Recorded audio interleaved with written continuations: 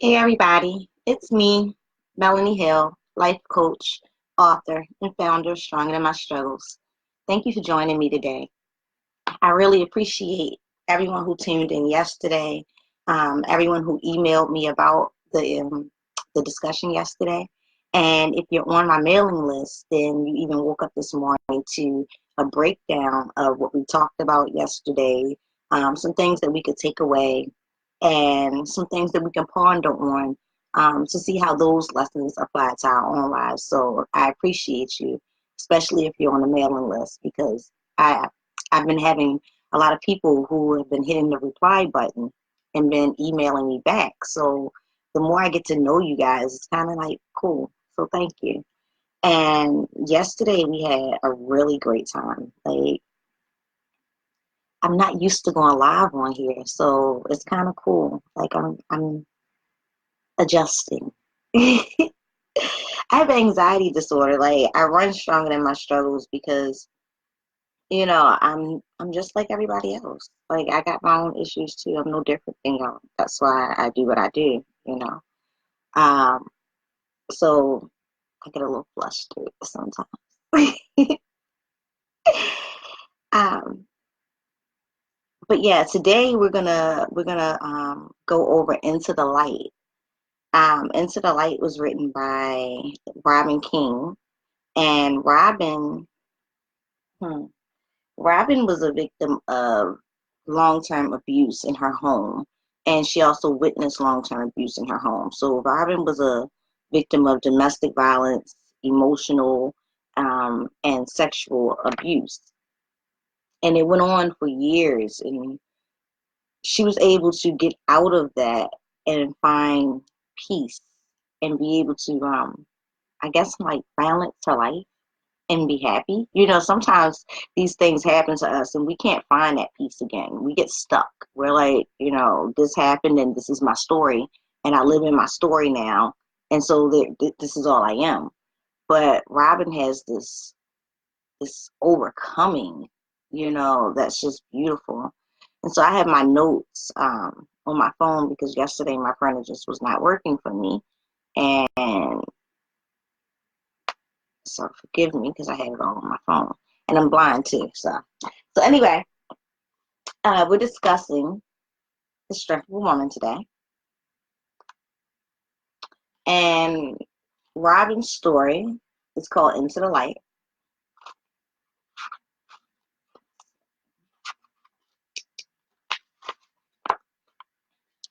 Um, I'm supposed to start with the introduction. See, I get flustered sometimes. So the introduction to this book reads, "The strength of a woman is unmatched by most forces of nature. There have been news reports of women lifting cars to free their trapped child. Incredible, right? For centuries, women have been the backbones of their families and communities both. Yet the cry of the woman who nurtures all is often unheard. Look to for strength. She is not allowed to be weak. Women must bear the children and bury them. Bury the ones who bore us, and even our spouses. We nurture children who grow up to resemble in no way the child we born loved. No matter the adversity, we're taught that it's just life, and real women deal with it. The women in this book did more than just deal with it. They made it work for them. Life happens. There are ups and downs, and some of the downs can almost kill you, literally, but they're still here. Not only are they still here, they're standing strong to tell their stories in hopes of encouraging another woman to find strength through her own struggles." When I connected with this group of women from across the US and UK, I knew that I had found a special bunch, and I was honored to be able to share the stories of their smiling in the face of adversity. The strength of a woman can be found in her smile, the shine of her eyes, the swing in her step, and even her laughter as the world crumbles around her. To look at many women, you never imagine the struggles that they're facing or have had to overcome. Women wear the mask of survivor so well. Our hope is to touch at least one woman's life and give her the courage to push forward towards our own happiness. And so Robyn's story, as I said, always inspires me, especially as a survivor myself. And so, story, Into the Light. And feel free to talk to me. If you talk to me in the comments, I will talk back. I think there's a lag sometimes, but if you talk to me, I'll talk back. And if you leave a comment and I miss it, then I will come back and talk to you after the thing is over. I'll come back and still reply to your comment, I promise. So Robyn says,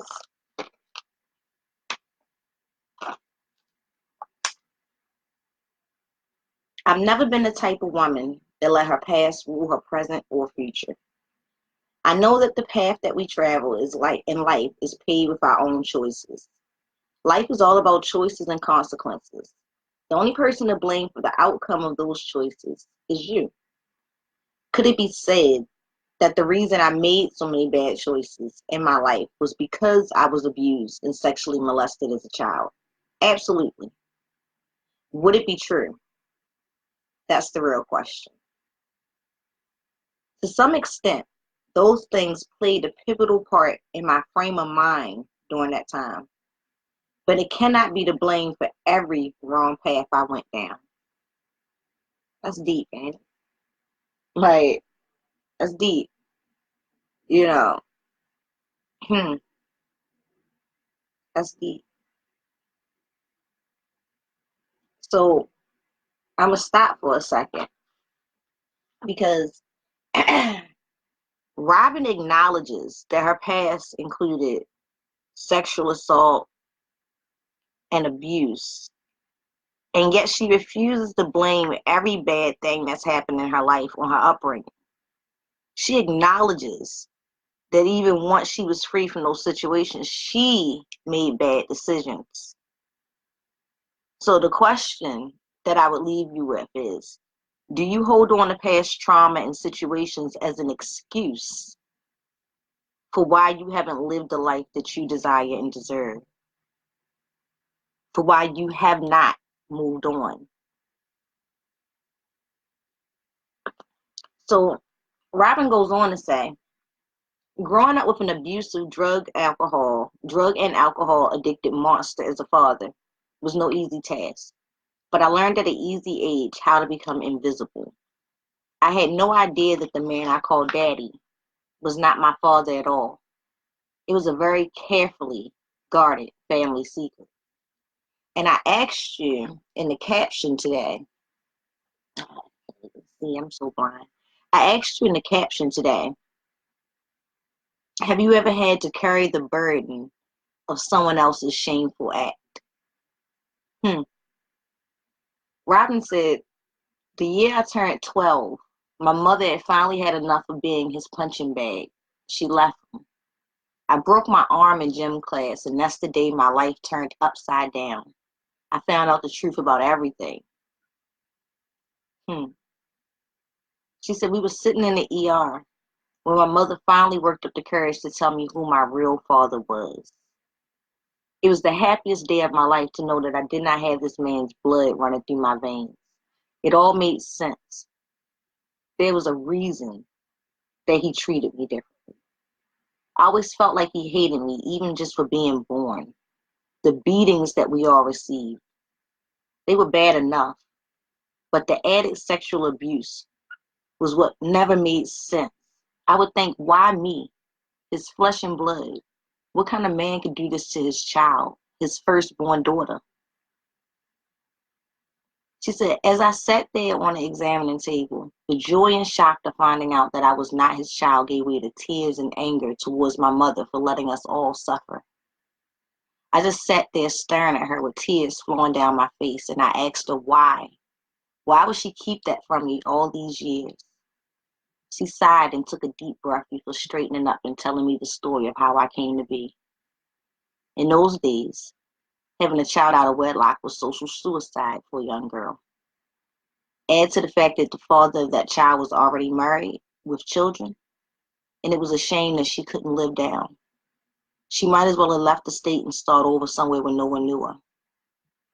But in my mother's case, she stayed, and there were not many choices left for her to find someone who didn't mind raising another person's child. So her mother was shamed socially. You know, like she had to She had to pretend that this man was her child's father just so she could stay in her own community. Like, how crazy is that? Like, how crazy is that? And then left this child to suffer, you know? Left this child to suffer. She suffered. It's amazing what we'll tell ourselves so that we stay in a situation, you know? Like, no one else will want me. This is it. Oh, sorry, y'all. I couldn't see y'all comments. Like, it's amazing what we'll put up with, you know? I know it's deep, ain't it, Cheryl? Like, it's amazing what we'll put up with. And so I asked you, has your fear of being shamed or ostracized ever caused you to stay in a bad situation longer than you should have? And how did you finally break free? That's one of the questions I asked you in the caption here. Because Robyn's mother, fear and shame, forced her into this abusive relationship where it wasn't just mental and emotional and physical, but her child was sexually abused just because of her mother's shame. And poor Robyn had to suffer at the hands of this man just because of her mother's shame. Like, she had to carry that burden, you know? And so Robyn goes on to say, mm, mm, mm, mm. She said that soon after they got married, the kids started coming. First, there was a baby girl, and soon after that, a boy. Then another boy. In no time flat, the couple had 4 kids under 10 years of age, all 2 years apart. In between kids, the drinking and the beatings got worse and more frequent. What my mother didn't know is was soon after my 5th birthday, he added sexual abuse onto his long list of offenses. He raped me regularly from then until she left him when I was 12. And I never said a word because of the fear he instilled in me. He said he would kill my mother and my siblings if I ever said anything. And I loved them more than I loved myself. So I never said anything. In fact, I never said much of anything. I was quiet and withdrawn, and no one seemed to notice. Like I said, I learned how to become invisible. And I just prayed that one day I would disappear altogether. As the years passed, my mother finally met a man who would be the father that we needed and loved. He taught us the value of family and prayer. He taught me it was okay to be seen and heard again. And that was no easy task because I had little trust for anyone.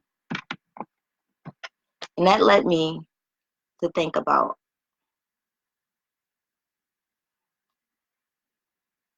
something because so often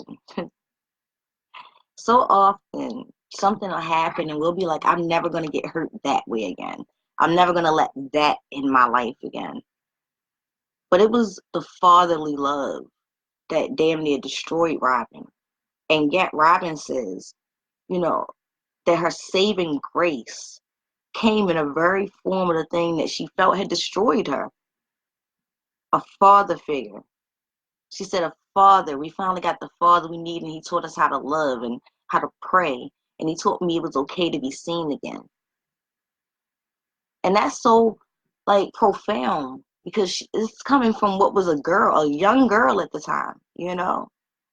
Like, realizing that, yes, my father figure was horrible, but all father figures aren't horrible. This man taught me to love again and the power of prayer and to be seen.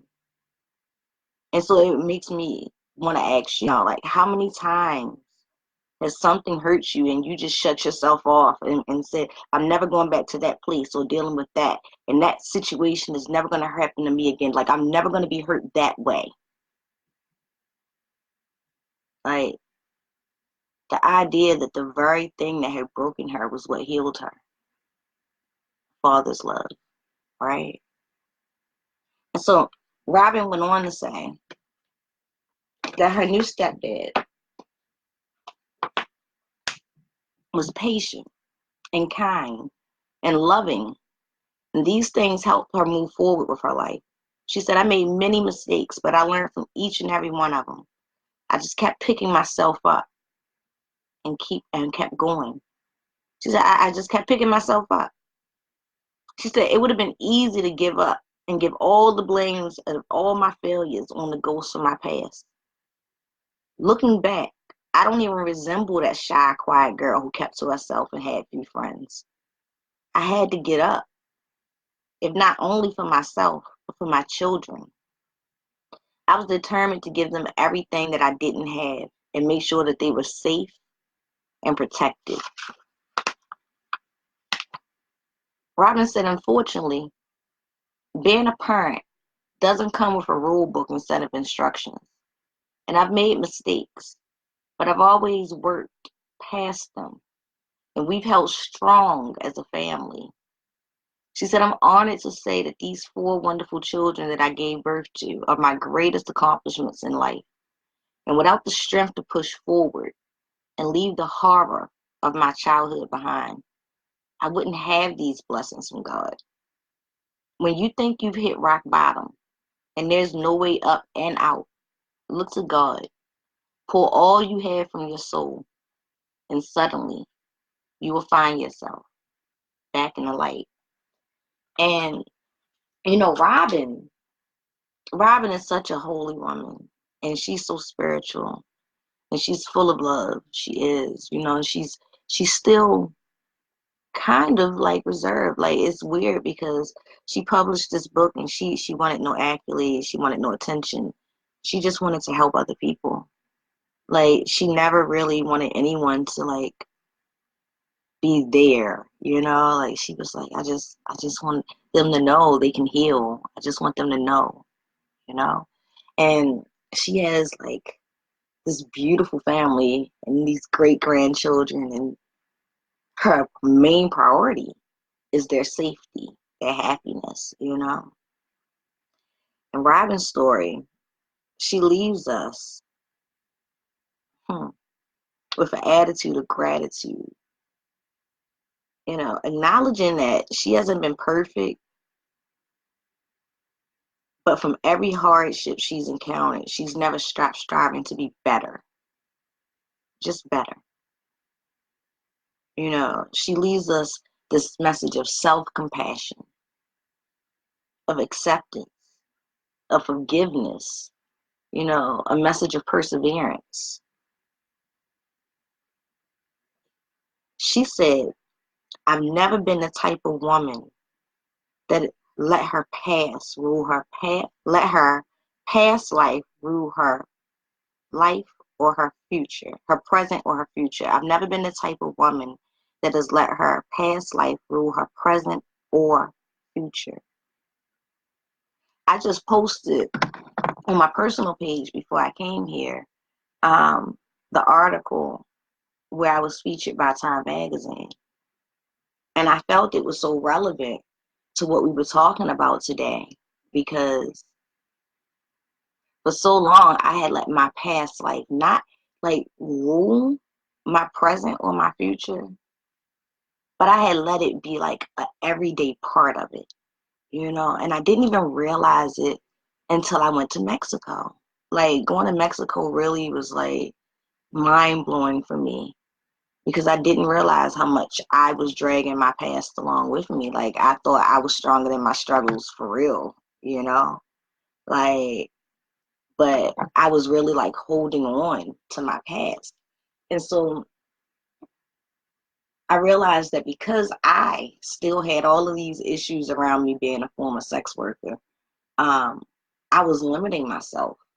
I wouldn't let myself go after things that I wanted, because I would feel like they would say things when I got there. I would be uncomfortable in social settings where I just spent all kind of money to be in these rooms. And I don't want to talk to anybody because I don't want them to get around to asking me how I got started, you know? Like, I would get so afraid of people judging me because of how I had to survive, of how I got by, how I had to feed my child. Like, I didn't really have an option at that point, you know? And I was so afraid of how people were going to judge me that I would play small in areas where I really needed to show up myself and people needed me. But I wouldn't even allow myself to play full out because I was worried about what people would say. And when I went to Mexico, I kept saying, like, I don't even know where I'm going. Like, I don't have any issues that I thought that I needed to work through. But I realized that I kept hearing, like, whore, like, in my head. Like, no matter how much I worked to get away from it, I still heard me being a whore. Like, I just could not get away from it. And I realized that it wasn't that I was worried about, like, strangers like you judging me. I wasn't even really, like, worried about people I know judging me, because if they didn't see my growth, then, like, oh well. But I realized that, like, on a loop in my head was my mother's voice calling me a whore. And I struggled with it. And at first I was just like, mad because it was my mother's voice calling me a whore. And I kept trying to figure out, like, why that bothered me so much.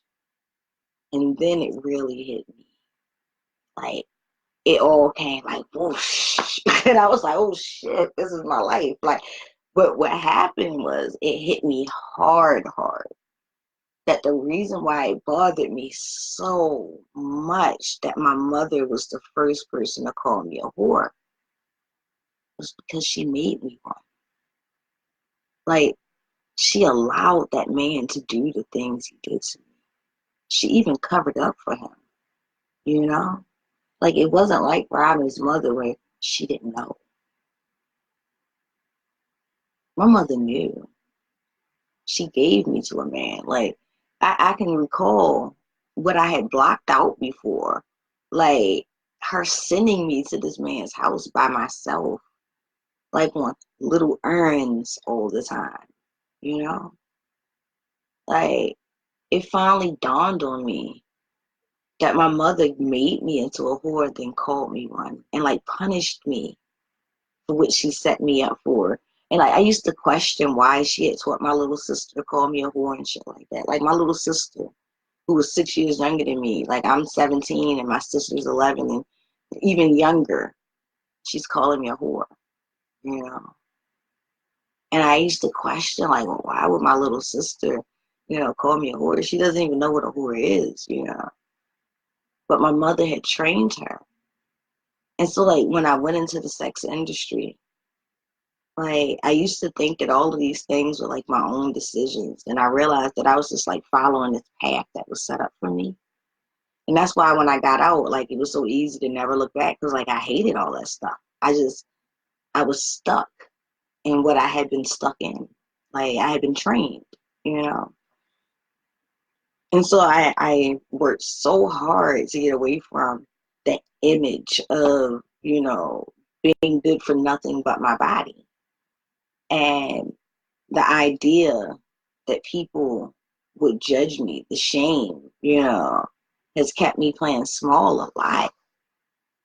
And so it wasn't until I went to Mexico that I realized that I was holding on to, I can't do this, this, and that because they might call me a whore. They might find out I used to be a whore. They might judge me, you know. And it's so weird because I got so many flaws and I don't care about being judged about most things. But that shit hit home. And I think it hit home because that was the one thing that was never my choice. Like, all of the other things that I did, they were my choice. So, like, judge me for them, but I don't care. I chose them. But my mother turned me into a whore at a very young age. That was never my choice. And so carrying that shame of something that wasn't mine was a lie. Like, it was a lie. And so I finally was able to let go of that shame in Mexico. Because that was the one thing that wasn't my choice. And when my mind finally was clear enough to get out, I got out. But I didn't get therapy early enough. It took therapy. Like, it literally took therapy for me to get out the sex industry. Because I had to realize how I had been processed and programmed. Like, I had to realize that I was acting from my trauma versus living my life. Like it was so much for me to process that I had been trained to be this person versus this is who I am. And so I understand and relate to that shame. And yet I relate to Robyn's strength and not letting her past, not letting the shame, not letting who people think she should be, or even her own bad decisions stop her from living freely, happily, raising her children, raising her grandchildren. Like she says, she no longer resembles that quiet, shy girl. She no longer resembles that person who has no friends and doesn't know how to communicate. She was able to reclaim her life, to find her peace. And like, I'm so grateful that I've been able to do the same because I really lived under a rock for a long time. And even in the last year, I've lived in my shame while out here thinking I was stronger than my struggles. I was under that shame still. But I've come back from Mexico so much more peaceful, you know. So I know you've probably noticed that I'm wearing the old Stronger Than My Struggles t-shirt today. I have probably about 40 of these left over in the house. Like, we have the new shirts in, so everybody's been buying those, but I have the old ones. They're in the size medium, large, extra large, I think, maybe even a 2X. Our regular shirts, the one with the new logos, are $25. You can see them in our store here online or on the Stronger Than My Struggle site. But if you want one of these in a medium, large, extra large, you can grab one for $15 flat, no shipping. Just type t-shirt in the comments and I'll come back and find you. If you don't have a copy of Reflections of a Survivor, The Strength of a Woman, you missed out because we gave away free copies all weekend. We gave away 85 free copies of the book. So hopefully you were one of the ones who downloaded your free copy. If you missed it, there's a link. You can grab a copy because we'll be back tomorrow to discuss Amanda's story. And Amanda is a young woman who was born with partial blindness and slight autism. And so she suffers from just trying to navigate not only life with not being able to see for real, but also her own emotions because autism sends you on a journey of being just a little different than the world around you. And so tomorrow we'll discuss Amanda's story, and I look forward to it. And if you're on our mailing list in the morning, I'll send you an update and kind of a recap of what we talked about today. So let's go over Robyn's story before we leave. From Robyn's story, I left you with the questions. Do you hold on to past trauma and situations as an excuse for why you haven't had the life that you desire and deserve? I asked you, how many times have you shut yourself off from a place, situation, or thing, saying you'll never be hurt that way or by that type thing again? I asked you, has your fear of being shamed or ostracized ever caused you to stay in a bad situation longer than you should have been? How did you finally break free? Have you ever had to carry the burden of someone else's shameful act? And I'll add, has family secrets or drama ever caused a major shift in your life? And how did you recover? If you want, you can talk to me in the comments. I'll come back. I'll answer everything. I'll respond to you. I would love to know more about you. Robyn's words to live by that I want you to take away from this is I've never been the type of woman that has let her past life rule her present or future. And I think the biggest takeaway is Robyn's attitude of gratitude and acknowledging that while life hasn't been perfect, she just continues to strive to be a better woman. And she leaves us with self-compassion. And I think that is amazing. So thank you for joining me today. I'll be back tomorrow at noon. We'll do this again. I look forward to reading all your comments, replying to you, getting to know you more as we do this all week, because it's not just the 6 women in this book who exhibit such strength. It's you. I see y'all every day. It's you. I'd love to celebrate your strength. Y'all have a good day now.